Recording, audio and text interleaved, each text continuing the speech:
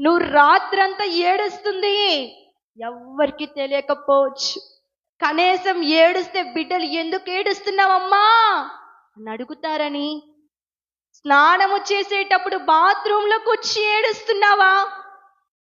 వంట చేసేటప్పుడు ఏడ్చుకుంటున్నావా?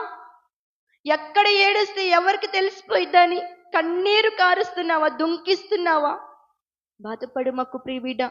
ఈ రోజున నువ్వు ఏ సమస్యతో రాత్రి అంతా ఏడుస్తున్నావో నా దేవుడు నీతో మాట్లాడుతున్నాడు. నా దేవుడు నిన్ను దర్శిస్తున్నాడు. వద్దురా, తాగొద్దురా, ఎందుకురా తాగుతున్నావు, ఎందుకురా అమ్మాయిని కొడుతున్నావు అంటే, నీకు ఇష్టమా? నా ఇష్టం, నేను తాగుతా అంటున్నాడా ఈరోజు నీ కుమారుడు?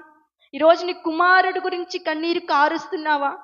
నీ భర్త తాగుతున్నాడు, వ్యసనాల పాలైపోయాడు, అక్రమ సంబంధం పెట్టుకున్నాడని కన్నీరు కారుస్తున్నావా?